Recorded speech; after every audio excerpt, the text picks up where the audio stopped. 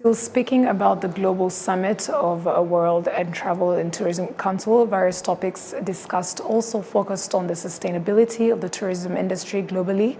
And in an exclusive interview, our colleague Olig Nete had with Julia Simpson, President and CEO of World Travel and Tourism Council, delved deep into the critical subject of sustainability within the tourism sector, sharing her insights and vision on paving the way for a more sustainable future in travel and tourism. We would like to talk about sustainability in tourism, something that you talked about, but what is the WTTC's vision for ensuring sustainable tourism, and how do you think the industry can make it? One of the most important things about Rwanda is Rwanda's record on conservation and on regenerative, sustainable tourism. I know that all your viewers will know about your mountain gorillas, and you probably think you take that for granted, but what has been done has been incredible, because Rwanda has charged a premium to go and see these beautiful animals. And with that premium, they've been able to give some money back to the local community, back to the farmers, and the farmers are then happy to allow a degree of reforestation. That's what we call a circular, sustainable model in terms of travel and tourism. The other thing I would say is travellers desperately want to see beautiful nature. So if you like, a business traveller's product is beautiful nature. So the last thing we want to do is damage that in any way. We want to protect it, and we also want to, when we're in Africa, really be able to showcase the authentic side of Africa, and that is the natural beauty. One thing that we're doing at WTTC is we're looking at what is our real impact, what is our footprint in terms of greenhouse gas emissions. And we can now measure that even by Rwandan standards. What is it? So one of the areas we're looking at is electrification of vehicles.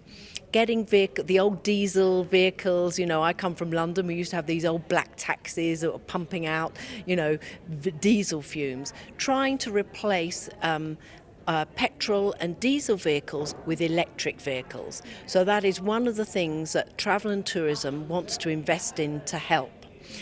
Also, when people come to Rwanda, they often come by air, and air travel is what they call a hard-to-abate area, and what we mean by that is it's very, very hard to replace jet fuel, the fuel that's used to fly aircraft, but there is something, and it's called sustainable aviation fuel, and we've been encouraging all governments to look at how they can produce sustainable aviation fuel that we call SAF, because that dramatically reduces the carbon footprint.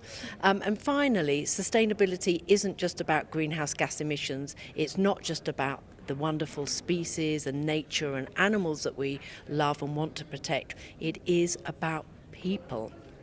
And travel and tourism is a great motor for the economy because it boosts GDP, which means it also creates jobs. And the great thing about hospitality and travel and tourism is it can attract top-end jobs in tech, in engineering, in finance, in marketing, but it also provides opportunities for people that may not have been fortunate enough to have a formal education. And it actually trains and educates people, and it gets people out of an informal economy into the formal economy. So there's lots of wins. So in your perspective, what investments are needed on the African continent to boost the tourism industry on the continent of Africa? Travel and tourism in Africa is going to be growing at double the rate of the general GDP growth in Africa. It's going to be growing at over 5%, and the general rate of growth in the economy across the continent is about 2.6. So first of all, it's already booming. It's going to be, after Asia Pacific, it's the fastest growing area for travel and tourism. But there's so much more potential. If Africa could deal with some of the issues, first of all, air connectivity. You know, I was talking today to the president of Tanzania, and they were saying that if they want to go to Senegal, they have to go via Paris. So we need airlines within Africa that fly within Africa, and that is doable. Now, airlines work on very, very narrow margins, so they will not put expensive aircraft in areas unless they can make some kind of return on their investment. But it is doable. We need the will of a few governments in Africa to come together and support the creation of a regional African airline. That's number one. The other thing is to streamline visa processes. Some of the visa processes in Africa, you know, it's silly to have someone in Ghana needing to get a long, complicated paper visa to go to South Africa. Now, we've spoken to the wonderful minister in South Africa, and she's changing those things. She's really got a grip of it.